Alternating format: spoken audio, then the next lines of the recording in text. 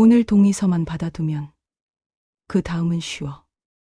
아버님 눈치채면 어쩌고. 귀도 어두우시고 보호자 서명 정도잖아. 장영호의 심장이 한번 크게 뛰었습니다. 손이 떨리며 휴대폰 녹음 버튼을 눌렀습니다. 75세 전 교장의 눈에서 충격과 배신감이 교차했어요. 오늘 사연 시작하기 전에 무료 버튼인 구독과 좋아요 부탁드립니다. 그러면 복이 찾아올 거예요. 추석 사흘 전 토요일 아침이었습니다. 전 교장인 75세 장영호는 오래된 가죽 가방 속에 향을 조심스럽게 넣었습니다. 분필가루 냄새 나던 교무실, 종을 치며 뛰어다니던 아이들의 환한 얼굴들이 문득 떠올랐습니다. 장영호는 평생을 정돈 속에서 살아왔습니다. 매사를 체계적으로, 계획적으로 처리하는 것이 그의 삶의 방식이었죠. 벽시계가 오전 8시 30분을 가리켰습니다. 성묘 출발 시간까지 30분 남았네요. 장영호는 거실 소파에 앉아 준비물을 다시 한번 점검했습니다. 국화꽃도 미리 준비했고 향은 평소 사용하던 것과 같은 종류였습니다. 제사상에 올릴 과일과 음식들은 며느리들이 미리 준비해뒀죠.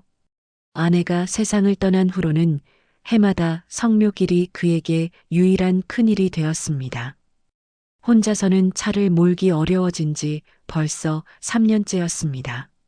시력도 예전 같지 않고 반응 속도도 느려져서 운전이 부담스러워졌거든요. 그래도 가족들이 함께 해주니 고마울 따름이었습니다. 아버님, 준비되셨어요? 큰 며느리 지연이 현관문을 열며 차 열쇠를 흔들었습니다. 올해 50살인 지연은 오늘 운전을 맡기로 했습니다. 평소보다 단정하게 차려입은 모습이었네요. 검은색 블라우스에 회색 치마, 머리도 깔끔하게 정리했습니다. 작은 며느리 수경은 간호사답게 상비약과 핫팩을 꼼꼼히 챙겼습니다.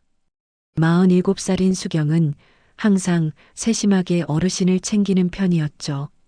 가방 속에서 혈압약, 소화제, 파스까지 꺼내 보이며 이거 다 챙겼어요 라고 말했습니다. 장영호는 두 며느리를 바라보며 고마운 마음이 들었습니다.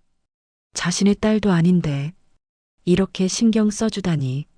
물론 완전히 자연스럽지는 않았습니다. 뭔가 조금은 어색한 기운이 있었지만 그래도 성의는 충분히 느껴졌죠. 두 아들은 어떻게 됐나? 장영호가 물었습니다. 장남은 뉴욕에서, 차남은 런던에서 화상 인사만 전할 거라고 하더라고요. 시차 때문에 힘들다고 하네요. 지연이 답했습니다. 사실 장영호는 아들들이 참석하지 못하는 것에 대해 섭섭함을 느꼈습니다. 하지만 표현하지는 않았죠. 각자 바쁜 생활이 있다는 걸 이해했거든요. 그래도 마음 한구석으로는 아쉬움이 남았습니다. 장영호는 뒷좌석에 조용히 앉아 허리 쿠션을 다듬었습니다. 요즘 들어 허리가 자주 아팠거든요. 앉아있는 시간이 길면 특히 더 그랬습니다. 나이가 들면서 몸이 예전 같지 않다는 걸 실감하는 나날들이었습니다. 차가 출발하자 장영호는 창밖 풍경을 바라보며 생각에 잠겼습니다.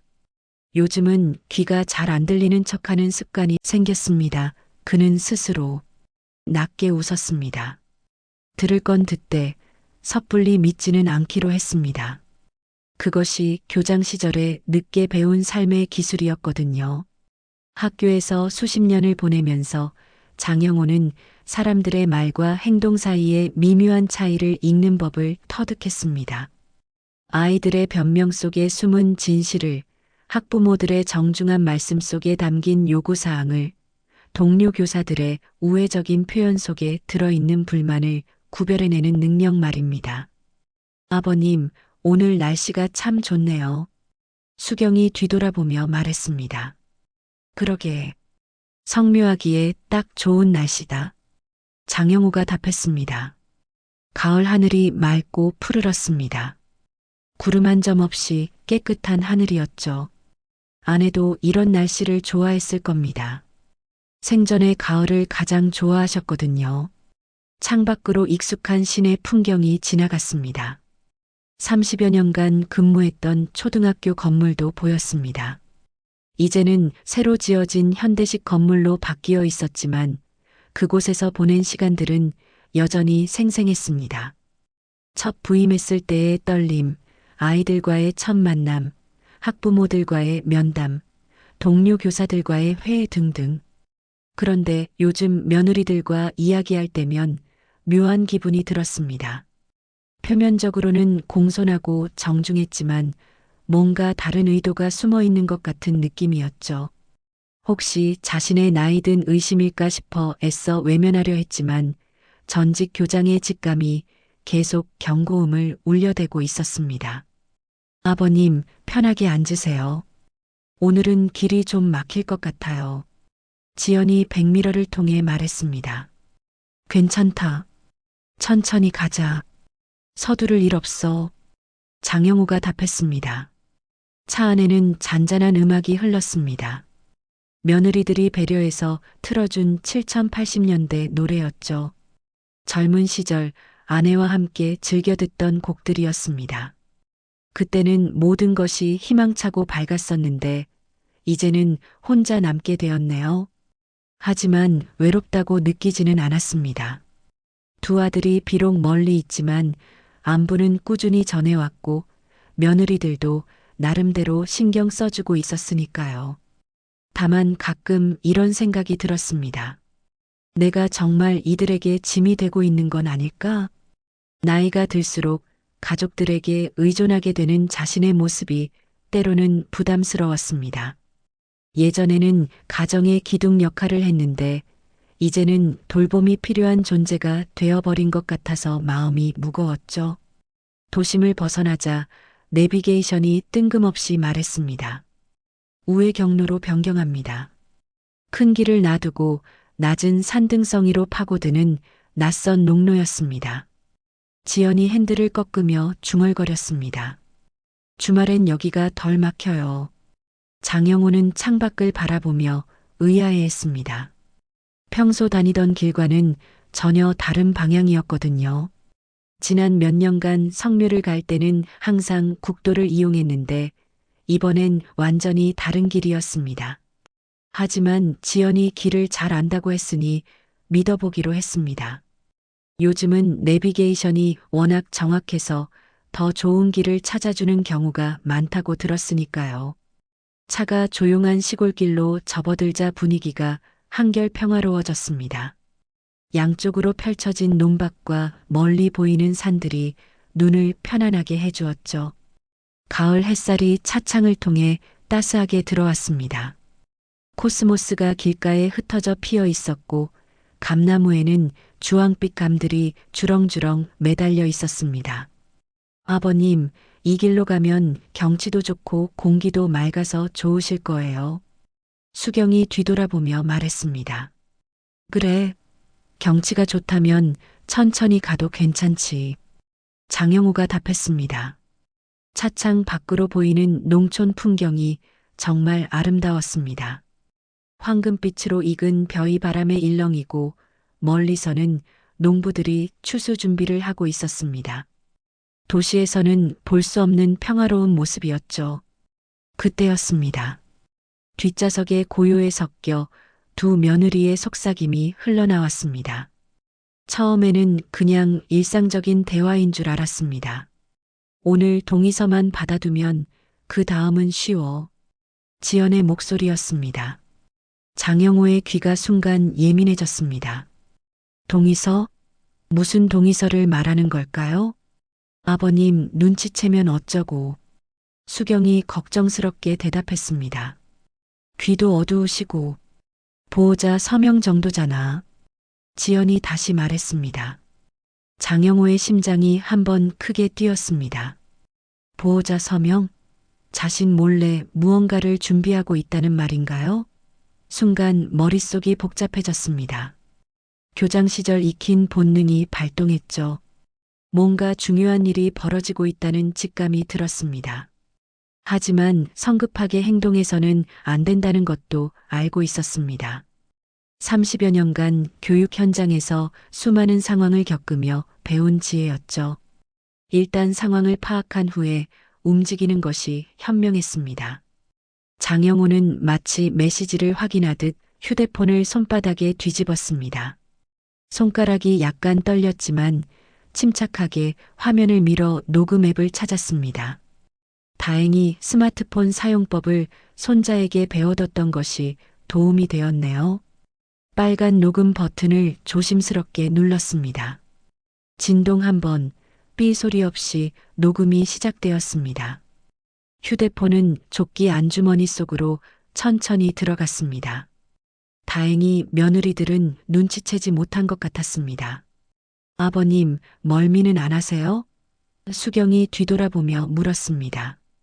장영호는 귀에 손을 대며 일부러 되물었습니다. 응? 뭐라고? 멀미 안 하시냐고 여쭤봤어요. 수경이 더 크게 말했습니다. 아, 괜찮다. 괜찮어. 장영호는 미소만 지었습니다. 사실 모든 말을 다 들었습니다. 나이가 들어 청력이 떨어진 것은 맞지만 이 정도 거리에서 하는 말을 못 들을 정도는 아니었거든요. 하지만 지금은 듣는 척이 아니라 모르는 척이 필요했습니다. 차는 계속해서 산길을 올라갔습니다. 길이 점점 좁아지고 있었습니다. 대형차가 오면 한쪽이 비켜줘야 할 정도였죠. 지연의 운전 실력은 꽤 좋았습니다. 조심스럽게 핸들을 조작하며 안전하게 운전했습니다. 그런데 며느리들의 대화는 계속 이어졌습니다. 병원에서도 가족들이 이런 준비를 미리 해두라고 하더라고요. 수경이 작은 목소리로 말했습니다. 맞아. 응급 상황에서 허둥대는 것보다 미리 준비하는 게 좋지. 지연이 동의했습니다. 특히 고령이시니까 언제 무슨 일이 생길지 모르잖아요. 그러니까 우리가 미리 준비해 두는 게 아버님한테도 좋은 거야. 장영호는 점점 더 혼란스러워졌습니다. 도대체 무슨 동의서를 말하는 걸까요? 그리고 왜 자신에게 직접 이야기하지 않고 몰래 상의하고 있는 걸까요? 마음 한편으로는 의심하고 싶지 않았습니다. 며느리들이 자신을 위해서 무언가를 준비하고 있을 수도 있잖아요. 나이가 들어 혹시 모를 응급 상황에 대비하자는 것일 수도 있고요. 하지만 교장 시절의 경험이 계속 경고하고 있었습니다. 학부모들과 면담할 때도 이런 경우가 있었거든요. 겉으로는 아이를 위한다고 하면서 실제로는 다른 목적이 있는 경우 말입니다. 창밖 풍경이 점점 더 한적해졌습니다. 민가도 드물어지고 논밭도 보이지 않았습니다. 산으로 둘러싸인 좁은 길이었죠. 나무들이 울창하게 우거져서 하늘이 거의 보이지 않았습니다. 이 길이 확실해? 장영우가 물었습니다. 네, 내비게이션이 이쪽이 더 빠르다고 하네요. 지연이 답했습니다. 그런데 좀 외진 것 같은데. 괜찮아요. 곧 나올 거예요. 하지만 장영호는 왠지 불안했습니다. 평소 다니던 길과 너무 달랐거든요. 그런데 설마 며느리들이 자신을 속일 리는 없겠죠? 시간이 흘러도 며느리들의 속삭임은 계속되었습니다. 서류는 변호사 사무실에서 받아왔어요. 지연이 말했습니다. 정말 필요한 거겠죠? 수경이 걱정스럽게 물었습니다. 당연하지. 나중에 문제 생기면 우리가 더 힘들어져요. 그래도 아버님이 싫어하시면 어쩌죠? 괜찮아요. 이해하실 거예요. 다 가족을 위한 일이니까. 장영호는 조끼 주머니 속 휴대폰을 살짝 만져보았습니다. 녹음이 계속되고 있는지 확인하고 싶었거든요. 다행히 작은 진동으로 확인할 수 있었습니다. 변호사 사무실에서 받아온 서류라니 점점 더 심각한 것 같았습니다. 도대체 무슨 서류를 준비한 걸까요? 산 중턱의 작은 휴게소에 차가 멈춰 섰습니다. 오래된 건물이었지만 깔끔하게 관리되어 있었죠. 스피커에서는 7080 통기타 음악이 서늘한 가을바람을 타고 흘렀습니다. 나훈아의 테스형이 흘러나오자 장영호는 잠시 추억에 잠겼습니다. 아내와 함께 즐겨 듣던 노래였거든요. 아버님, 잠깐 쉬었다가요. 화장실도 다녀오시고요. 지연이 차에서 내리며 말했습니다. 휴게소는 생각보다 한적했습니다. 평일이라 그런지 사람들이 많지 않았네요. 몇 개의 테이블과 간단한 매점, 그리고 어묵 끓는 냄새가 코끝을 자극했습니다. 수경이 어묵 국물 3그릇을 가져왔습니다. 뜨거운 김이 모락모락 올라오는 국물을 보니 속이 따뜻해졌습니다. 세 사람은 야외 테이블에 앉았습니다. 단풍이 막 시작된 산을 바라보며 어묵을 먹는 기분이 나쁘지 않았죠. 날씨가 참 좋네요. 성묘하기에 딱 좋은 날이에요. 수경이 말했습니다. 그러게. 어머니도 좋아하셨을 거야. 장영호가 답했습니다. 잠시 조용한 시간이 흘렀습니다. 새소리와 바람소리만 들려왔죠. 그런데 지연이 갑자기 가방에서 파일철을 꺼내 놓았습니다. 아버님, 사실 오늘 이야기할 게 있어요. 지연의 표정이 진지해졌습니다.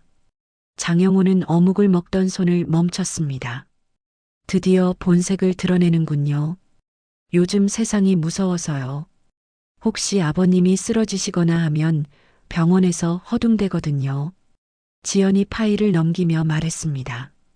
이건 의료 결정 동의서예요. 그리고 이건 재산관리 위임장이고요. 수경이 옆에서 부드럽게 거들었습니다. 보호자 서명만 해두시면 저희가 대신 처리할 수 있어요. 연로하시니까 예방 차원으로 하는 거예요. 다른 집들도 다 이렇게 준비해둔다고 하더라고요. 지연이 덧붙였습니다. 장영호는 서류를 바라보며 생각에 잠겼습니다. 의료 결정 동의서, 재산관리 위임장. 단어들이 어묵 국물처럼 뜨거웠습니다. 보호, 관리, 대신? 이런 단어들이 자신을 설명하는 말이 되어버린 걸까요? 이게 뭔지 자세히 설명해 줄 수 있나? 장영호가 조용히 물었습니다. 의료 결정 동의서는 아버님이 의식불명이 되셨을 때 저희가 의료진과 상의해서 치료 방향을 결정할 수 있게 해주는 거예요. 수경이 설명했습니다. 재산관리 위임장은 혹시 아버님이 치매에 걸리시거나 판단력이 떨어지실 때를 대비한 거고요. 지연이 이어서 말했습니다. 장영호는 고개를 끄덕였습니다.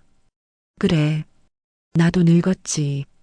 그리고 천천히 조끼 주머니 속 휴대폰을 한번 눌러 녹음이 계속되는지 확인했습니다. 미약한 진동이 손끝에 스쳤습니다. 다행히 계속 녹음되고 있었네요. 사실 저희도 이런 이야기 꺼내기가 쉽지 않았어요. 수경이 말했습니다. 하지만 미리 준비해두지 않으면 나중에 더 큰 문제가 생길 수 있거든요. 맞아요. 다른 집에서는 준비 안 해뒀다가 병원에서 난리 난 경우도 봤거든요. 지연이 동의했습니다. 장영호는 서류를 한 장씩 넘겨보았습니다. 법률 용어들이 빼곡히 적혀 있었죠. 솔직히 내용을 다 이해하기는 어려웠습니다.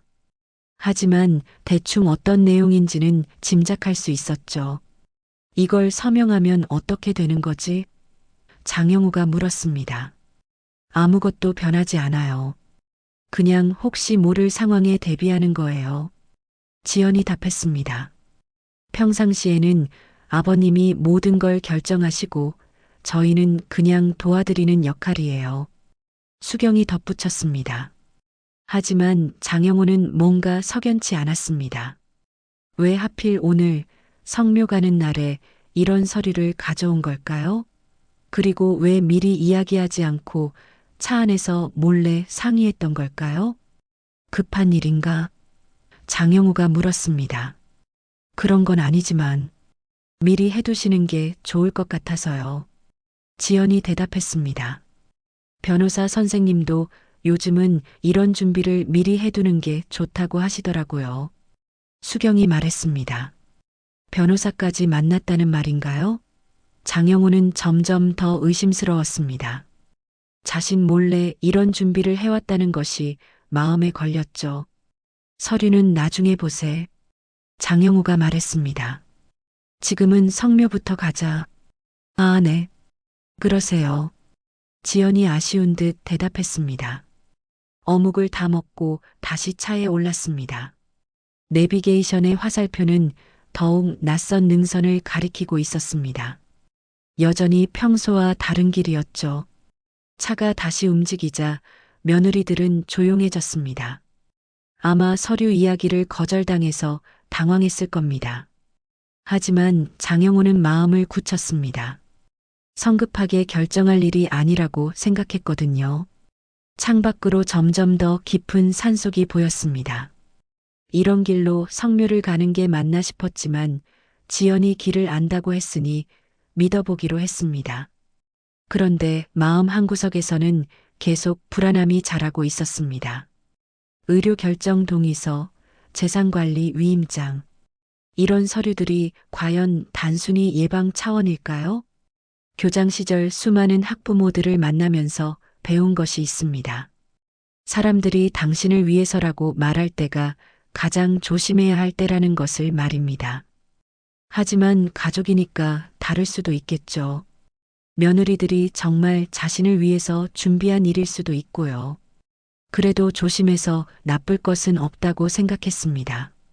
조끼 주머니 속 휴대폰이 따뜻하게 느껴졌습니다. 녹음이 계속되고 있다는 증거였죠. 혹시 모를 상황에 대비해서 증거를 남겨두는 것도 나쁘지 않을 것 같았습니다. 성묘길로 오르는 흘길이었습니다. 소나무 그늘이 차창에 얼룩처럼 번졌다가 사라졌습니다. 길이 점점 더 좁아지고 험해졌네요. 자갈이 튀는 소리와 함께 차가 천천히 올라갔습니다. 전방주의 안내가 나오자 지연이 속도를 더욱 늦췄습니다. 커브길이 많아서 조심스럽게 운전해야 했거든요. 그 느린 속도 때문에 차 안의 대화가 더욱 선명하게 들렸습니다.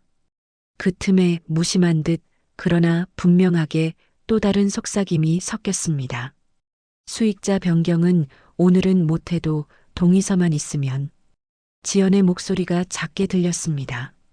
장영호의 손이 무릎 위에서 굳어졌습니다.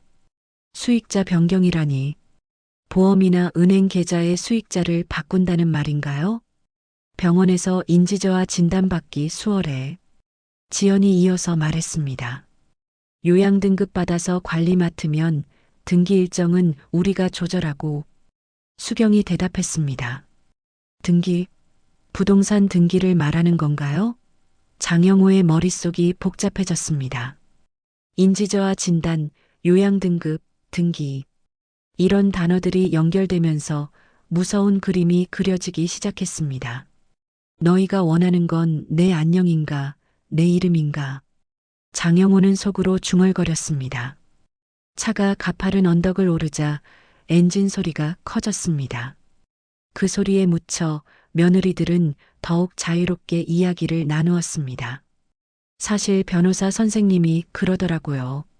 고령자는 언제 판단력이 떨어질지 모르니까 미리 준비하라고. 수경이 말했습니다. 맞아. 그리고 나중에 다른 가족들이 문제 제기하기 전에 서둘러야 한다고도 했어. 지연이 동의했습니다. 다른 가족들이라니 해외에 있는 두 아들을 말하는 건가요? 장영호는 점점 더 상황이 심각하다는 걸 깨달았습니다. 드디어 묘역에 도착했습니다. 작은 야산 중턱에 자리한 조용한 곳이었죠. 몇 개의 묘비가 단정하게 서 있었고 그중 하나가 아내의 묘였습니다. 두 며느리는 성실하게 향을 피우고 국화를 놓았습니다. 겉으로는 매끄러운 효심을 보여주었지만 장영호의 마음속에는 딱딱한 계산표가 떠올랐습니다. 어머니, 안녕하세요. 아버님 모시고 왔어요. 지연이 정성스럽게 절을 했습니다. 날씨가 좋아서 기분도 좋으실 것 같아요. 수경도 함께 절했습니다. 장영호는 아내의 묘 앞에 서서 마음속으로 이야기했습니다. 여보, 이상한 일이 벌어지고 있어. 며느리들이 뭔가 꾸미고 있는 것 같아. 그 순간 해외에 있는 장남에게서 메시지가 왔습니다. 휴대폰이 진동했거든요. 아버지, 잘 가고 계세요? 어머니께 안부 전해드려 주세요. 평소 같으면 바로 답장을 보냈을 텐데 오늘은 그러지 않았습니다. 대신 휴대폰의 녹음을 잠깐 멈추고 새 파일로 다시 시작했습니다. 앞뒤가 잘려선 안 된다. 교장 시절 생활기록부를 채우듯 그는 증거도 정갈하게 채우기로 했습니다. 성묘를 마치고 다시 차에 올랐습니다. 이번에는 내리막길이었죠. 올라올 때보다는 수월했지만 여전히 조심스러운 길이었습니다. 차가 조용해지자 며느리들의 대화가 다시 시작되었습니다. 오늘 서명을 받지 못해서 아쉽네. 지연이 작은 목소리로 말했습니다. 괜찮아요. 다음에 기회가 있을 거예요. 수경이 위로했습니다. 그런데 너무 늦으면 안 되잖아요. 아들들이 돌아오기 전에 해야 하는데. 맞아요. 특히 큰아들이 의심 많잖아요. 장영호는 충격을 받았습니다. 아들들이 돌아오기 전에 큰아들이 의심 많다고?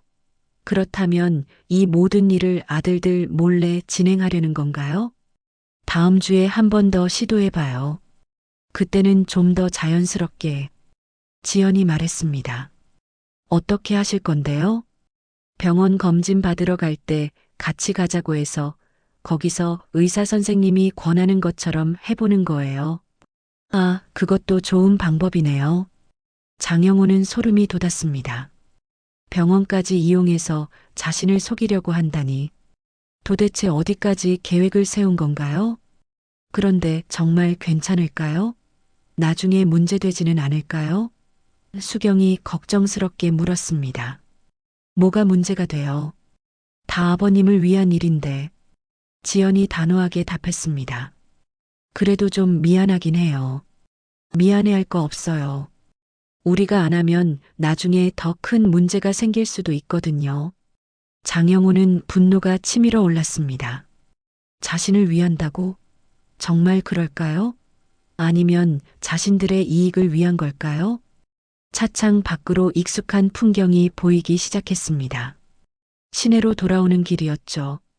하지만 장영호의 마음은 전혀 평화롭지 않았습니다. 아버님, 저녁은 뭘 드실래요? 수경이 물었습니다. 아무거나. 장영호가 짧게 답했습니다. 평소보다 말수가 줄어든 것을 느꼈는지 며느리들이 서로 눈빛을 주고받았습니다. 피곤하신가 봐요. 지연이 말했습니다. 그러게요. 나이가 드시니까. 나이가 들었다고 바보가 되는 건 아닙니다. 장영호는 속으로 생각했습니다. 오히려 나이가 들수록 사람의 본성을 더 잘 보게 되는 법이죠. 집에 도착할 때까지 차 안은 조용했습니다. 각자 다른 생각에 잠겨 있었겠죠. 며느리들은 오늘의 실패를 아쉬워했을 것이고 장영호는 앞으로의 대응책을 생각하고 있었습니다. 하지만 한 가지는 분명했습니다. 이 상황을 그냥 넘어갈 수는 없다는 것 말입니다. 뭔가 행동을 취해야 할 때가 온 것 같았습니다. 조끼 주머니 속 휴대폰이 따뜻했습니다.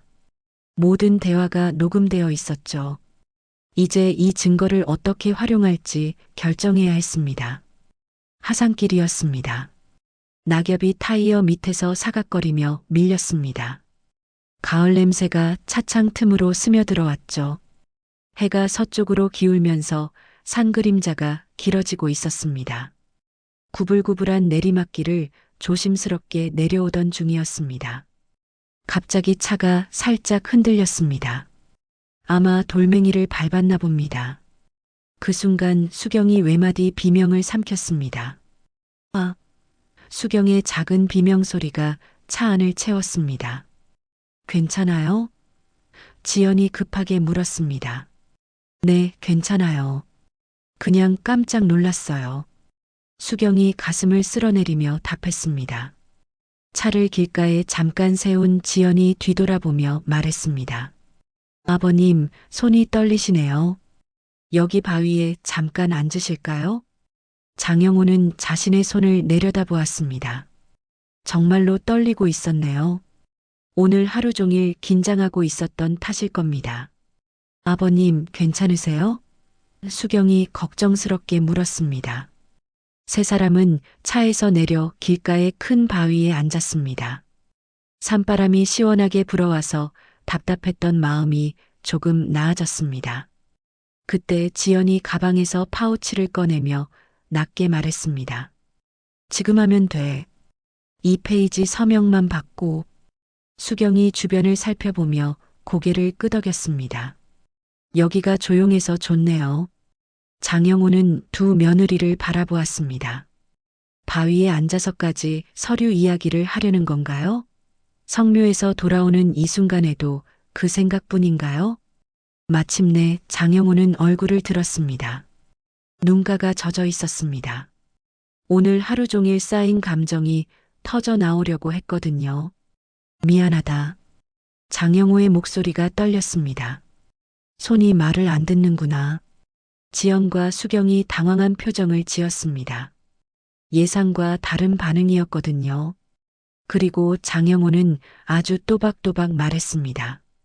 내가 정말 관리가 필요한 물건처럼 보이니? 그 말이 떨어지자 바람이 멎은 듯 고요가 흘렀습니다. 새소리도 들리지 않았습니다. 지연의 입술이 굳었고 수경의 눈이 흔들렸습니다. 아버님, 그런 게 아니에요. 지연이 작은 목소리로 말했습니다. 그럼 뭐야? 장영호의 목소리에 힘이 들어갔습니다. 차 안에서 몰래 주고받던 이야기들 다 들었어. 숨을 골라 삼키는 소리가 차 안을 채웠습니다. 며느리들은 서로를 바라보며 당황했습니다. 수익자 변경, 인지저하 진단, 요양 등급. 장영호가 하나하나 말할 때마다 며느리들의 얼굴이 창백해졌습니다. 아버님, 저희는 정말. 수경이 말을 시작했다가 멈췄습니다. 그 고요 속에서 아내가 마지막으로 건넨 말이 다시 들리는 듯 했습니다. 여보, 당신은 든든한 사람이야. 그런데 지금 장영호의 다리는 잠시 풀렸습니다. 바위에 앉아 있는 것도 힘들 정도로 온몸에 힘이 빠졌죠. 내가 틀렸나? 혹시 내가 편견으로 며느리들을 재단했나? 갑자기 의심이 들기 시작했습니다. 아버님, 저희 마음을 오해하신 것 같아요. 지연이 눈물을 글썽이며 말했습니다. 정말로 아버님을 위해서 하는 일이에요. 혹시 모를 상황에 대비하자는 거였어요. 수경도 울먹였습니다. 장영호는 혼란스러웠습니다. 며느리들의 눈물이 진짜 같았거든요. 혹시 자신이 너무 의심한 건 아닐까요? 그럼 왜 몰래 이야기했지? 장영호가 물었습니다. 아버님이 걱정하실까 봐요. 이런 이야기는 무겁잖아요. 지연이 답했습니다. 그리고 서류도 복잡하고 어려우니까 저희가 미리 정리해서 설명드리려고 했어요. 수경이 덧붙였습니다. 말이 되는 것 같기도 했습니다. 가족을 위해서 미리 준비하는 것이 나쁜 일은 아니잖아요. 하지만 뭔가 석연치 않은 구석이 있었습니다. 변호사는 왜 만났어? 장영호가 다시 물었습니다. 법적으로 문제없이 하려면 전문가와 상담해야 한다고 해서요. 지연이 답했습니다. 다른 집들도 다 이렇게 한다고 하더라고요. 수경이 말했습니다. 장영호는 점점 더 헷갈렸습니다. 며느리들이 거짓말하는 것 같지는 않았거든요. 그럼 자신이 과민 반응한 건가요? 아들들한테는 왜 말 안 했어? 장영호가 마지막으로 물었습니다. 이 질문에 며느리들이 잠깐 머뭇거렸습니다. 멀리 있어서 걱정만 끼쳐드릴까 봐요. 지연이 말했습니다. 그리고 이런 일은 가까이 있는 저희가 처리하는 게 맞잖아요. 수경이 덧붙였습니다. 그럴듯한 대답이었습니다. 하지만 장영호는 여전히 의심스러웠습니다. 교장 시절의 직감이 계속 경고하고 있었거든요.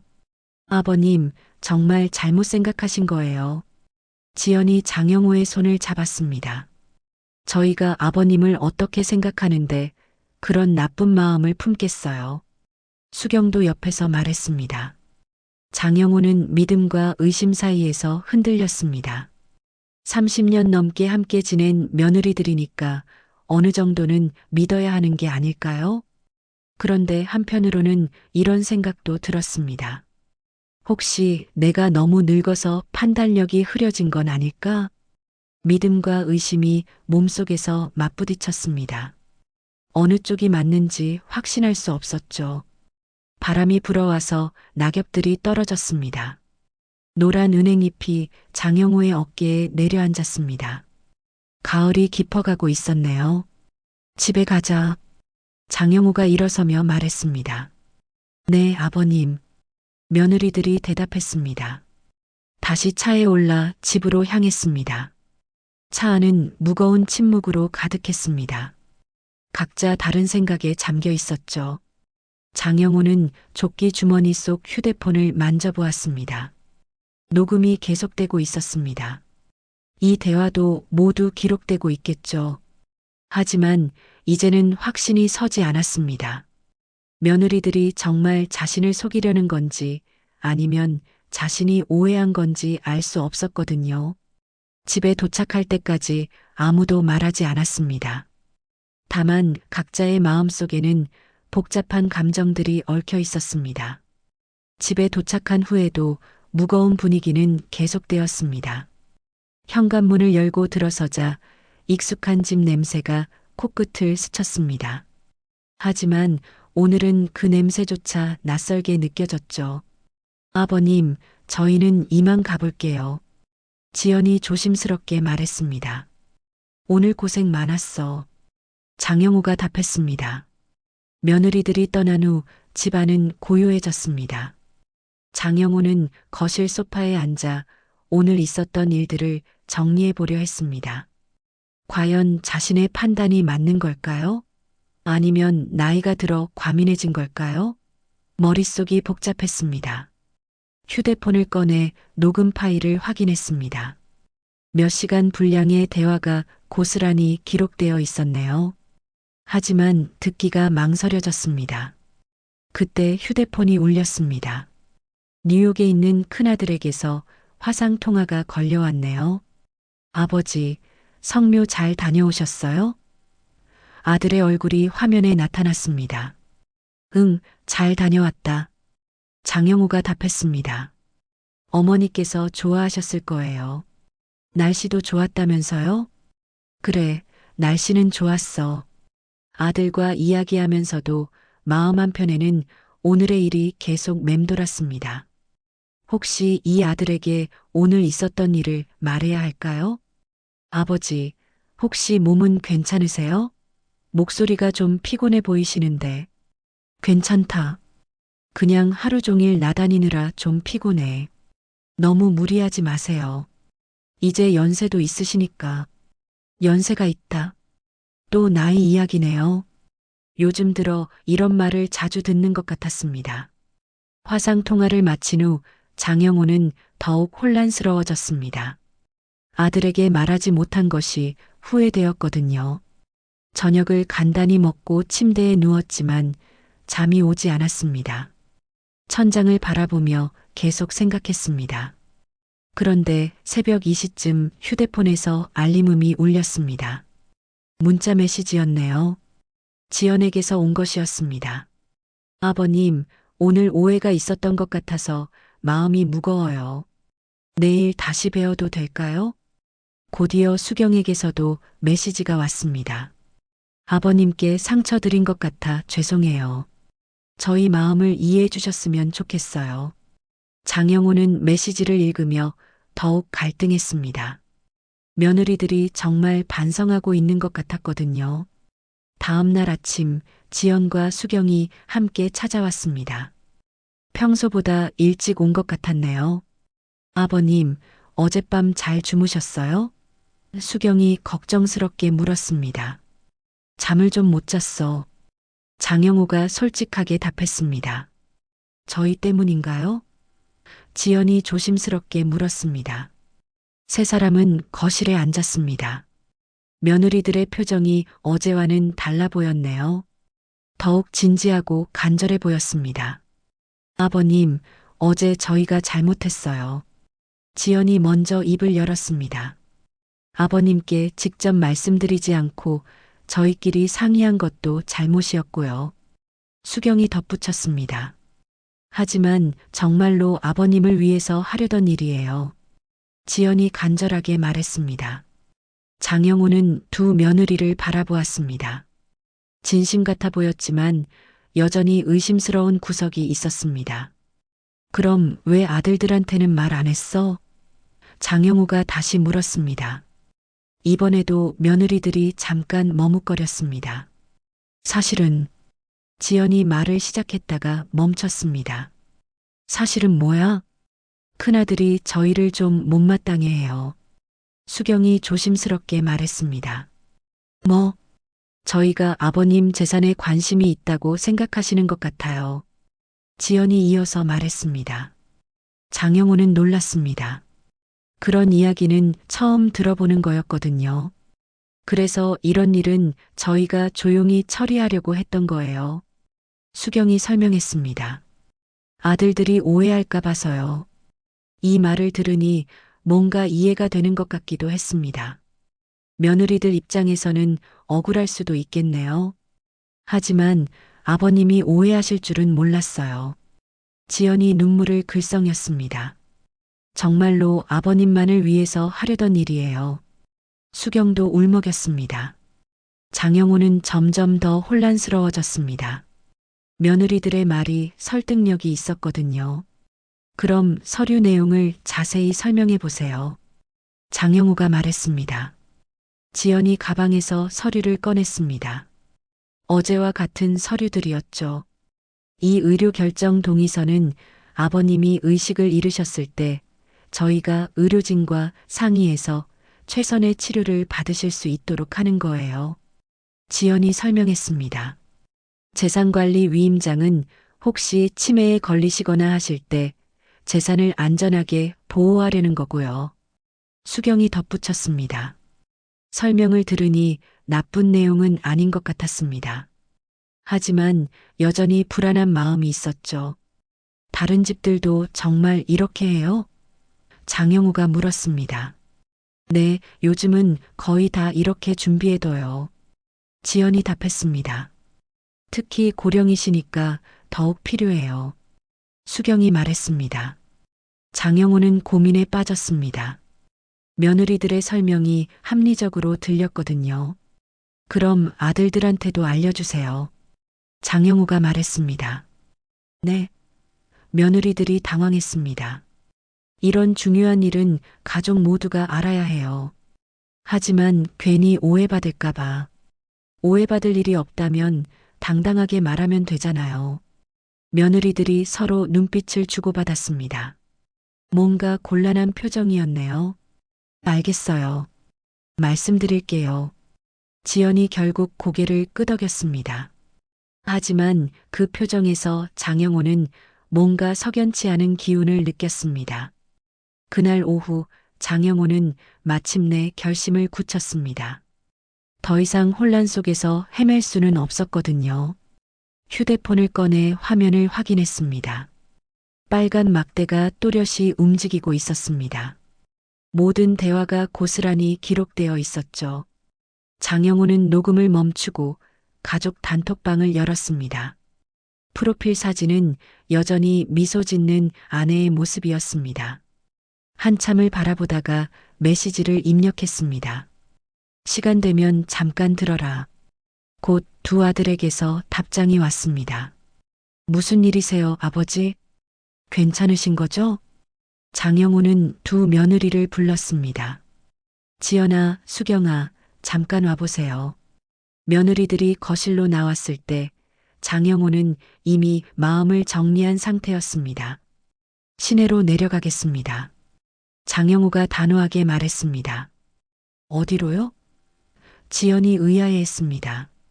공증사무소에 들렀다가 변호사 친구가 있는 법률사무소에 가겠습니다. 장영호의 목소리에 힘이 들어갔습니다. 아버님, 갑자기 왜 그러세요? 수경이 당황했습니다. 오늘 이 서류들 누가 왜 시작했는지 거기서 같이 정리하겠습니다. 장영호가 말했습니다.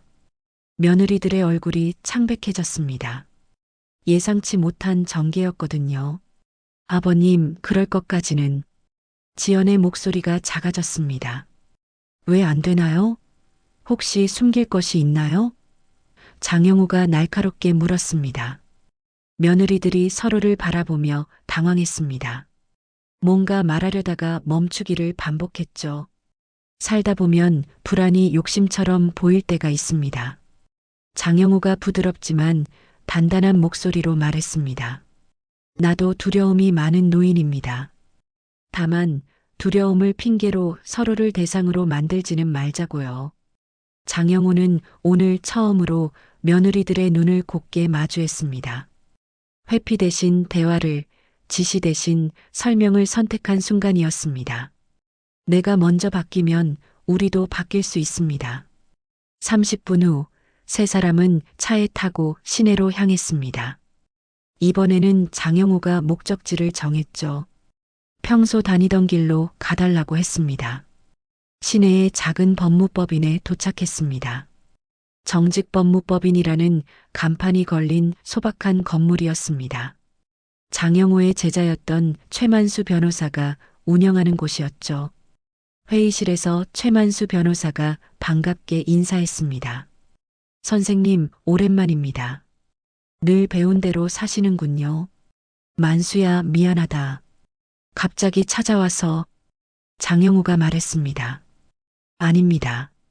언제든 오세요. 장영호는 휴대폰을 꺼내 테이블 위에 놓았습니다. 그리고 녹음 파일을 재생했습니다. 스피커에서 낯익은 목소리들이 흘러나왔습니다. 며느리들의 속삭임, 수익자 변경, 인지저하 진단, 요양 등급, 등기 일정 조절 같은 단어들이 회의실을 채웠습니다. 화면 너머로 화상 연결된 장남과 차남의 표정이 점점 굳어갔습니다. 이게 뭐죠? 뉴욕의 장남이 충격받은 목소리로 물었습니다. 아버지를 이용해서 뭘 하려던 거예요? 런던의 차남도 화가 난 듯 말했습니다.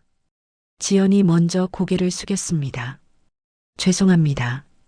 목소리가 떨리고 있었습니다. 저 불안했어요. 집 한 칸도 아직 못 마련했고 노후가 무섭고. 지연의 눈에서 눈물이 떨어졌습니다. 수경도 울먹이며 말했습니다. 병원에서 마지막을 너무 많이 봅니다. 그러다 보니 제 마음도 경계가 무너졌나 봐요. 돈이 필요하면 말을 하지 왜 아버지를 속이려 했어요? 장남이 화를 냈습니다. 정말 실망스럽네요. 차남도 차갑게 말했습니다. 장영호는 고개를 끄덕였습니다. 불안은 죄가 아닙니다.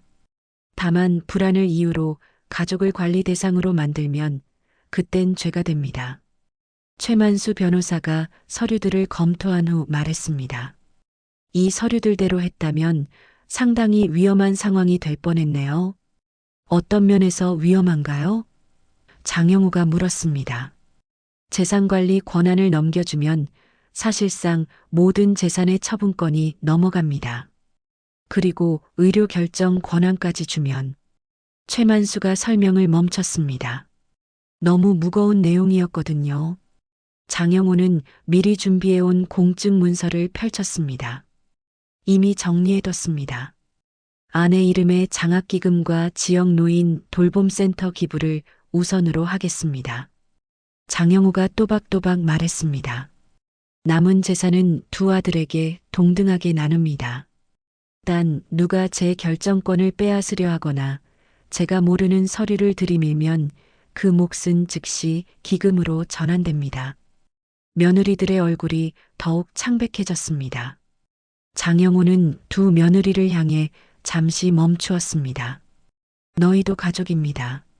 하지만 조건을 달겠습니다. 장영호의 목소리가 엄격해졌습니다.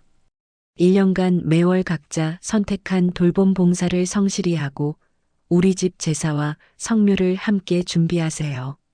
그 약속을 지키면 나는 너희를 가족의 중심에 다시 앉히겠습니다. 화면 속 두 아들이 동시에 말했습니다. 아버지 뜻을 따르겠습니다. 지연과 수경이 고개를 끄덕였습니다. 네, 알겠습니다. 최만수 변호사가 모든 서류를 정리했습니다. 공증까지 마쳤습니다. 이제 법적 효력이 있습니다. 법무법인을 나오는 길에 지연이 말했습니다. 아버님, 정말 죄송했습니다. 우리가 너무 성급했어요. 수경도 고개를 숙였습니다. 이제 시작입니다. 장영우가 말했습니다. 서로를 믿는 연습을 해봅시다. 추석 당일이었습니다. 이번에는 내비게이션이 익숙한 길을 안내했습니다. 평소 다니던 국도를 따라 성묘지로 향하는 길이었죠. 지연이 운전대를 잡고 수경이 국화를 들었습니다. 두 며느리의 표정에서 지난번과는 다른 진정성이 느껴졌습니다. 장영호는 뒷좌석에서 작은 편지를 꺼냈습니다. 아내에게 쓴 편지였죠. 매년 성묘 때마다 써오던 습관이었습니다. 여보, 올해도 아이들이 인사했소. 늙어서도 배울 게 참 많다오. 편지를 읽으며 장영호는 잠시 눈을 감았습니다. 지난 일주일이 어떻게 지나갔는지 모를 정도로 바쁘셨거든요. 며느리들과의 대화, 아들들과의 화상통화, 그리고 새로운 약속들을 정리하느라 말입니다. 성묘지에 도착하자 두 며느리는 말없이 향을 보탰습니다. 지난번과 달리 더욱 정성스럽게 준비해온 것이 눈에 보였습니다. 각자 작은 편지도 가져왔네요. 어머님, 죄송했습니다. 앞으로 잘하겠습니다. 지연이 묘 앞에서 조용히 속삭였습니다. 수경도 무릎을 꿇고 절을 올렸습니다. 어머님, 저희를 용서해 주세요. 장영호는 두 며느리의 모습을 지켜보며 마음이 조금씩 풀렸습니다. 진심 어린 반성이 느껴졌거든요. 아내의 묘 앞에서 장영호도 조용히 인사를 드렸습니다. 여보, 우리 가족이 조금씩 나아지고 있소. 당신도 안심하시오. 성묘를 마치고 하산하는 길에 지연이 조심스레 물었습니다. 아버님, 점심은 어디서 드실까요? 장터 순대국 어떨까요? 아버님이 좋아하시는 그 집 말이에요. 수경이 제안했습니다. 장영호가 미소를 지었습니다. 학교 앞 그 집 말이지? 아직 있나? 네, 있어요. 할머님이 여전히 하고 계세요. 차 안에 7080 노래가 다시 흘렀습니다. 이번에는 자연스럽고 편안한 분위기였습니다. 지난 상처 위로 서툴지만 단단한 다리가 하나씩 놓여가고 있었죠. 순대국집에서 따뜻한 국물을 나눠 먹으며 세 사람은 조용한 대화를 나눴습니다. 아버님, 다음 주부터 봉사 시작할게요. 지연이 말했습니다. 저는 요양원 봉사를 신청했어요. 수경이 덧붙였습니다. 좋습니다. 하지만 의무감으로 하지 마세요. 진심으로 해야 의미가 있어요. 장영우가 조언했습니다. 네, 알겠습니다. 식사를 마치고 집으로 돌아가는 길에 장영우는 휴대폰을 꺼냈습니다. 녹음 앱을 열어보니 지난번 파일들이 그대로 남아 있었습니다. 파일 옆에 작은 자물쇠 표시가 있었죠. 장영우는 잠시 고민하다가 파일 제목을 바꿨습니다.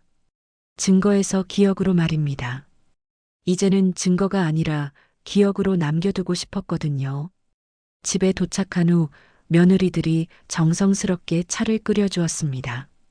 거실에 앉아 차를 마시며 장영우는 지난 일들을 되돌아보았습니다. 아버님, 정말 죄송했어요. 지연이 다시 한번 고개를 숙였습니다. 이제 그만하세요. 앞으로가 중요해요. 장영우가 말했습니다. 해외에 있는 두 아들에게서도 연락이 왔습니다. 화상 통화를 통해 오늘 성묘 이야기를 나눴죠. 아버지, 잘 다녀오셨네요. 장남이 말했습니다. 며느리들과도 잘 풀렸고요. 차남이 덧붙였습니다. 시간이 필요한 일이다. 천천히 해보자. 장영호가 답했습니다. 저녁이 되자 며느리들이 간단한 식사를 준비해 주었습니다. 평소보다 더 정성스럽게 차린 상차림이었죠. 아버님, 맛있게 드세요. 수경이 말했습니다. 고생했어요. 장영호가 고마움을 표했습니다. 식사 후 며느리들이 설거지를 하는 동안 장영호는 거실에서 가족 단톡방을 열었습니다. 오랜만에 가족들에게 메시지를 남기고 싶었거든요. 우리 내년에도 같이 가자. 짧지만 따뜻한 메시지였습니다. 곧 답장들이 왔습니다. 네, 아버지. 내년에는 저희도 꼭 참석하겠습니다. 장남이 답했습니다. 가족이 함께하는 게 제일 좋죠. 차남도 답했습니다. 네, 아버님. 내년에도 잘 모시겠어요. 지연이 답했습니다. 함께 준비하겠습니다. 수경도 메시지를 보냈습니다.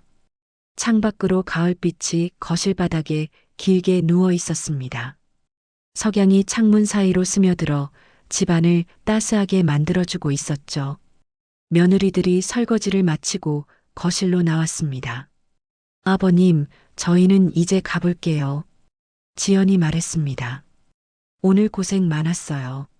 조심히 가세요. 장영호가 배웅했습니다. 내일 또 뵐게요. 수경이 인사했습니다. 며느리들이 떠난 후 장영호는 혼자 거실에 앉아 오늘 하루를 정리했습니다. 어제와 오늘이 많이 달라졌네요.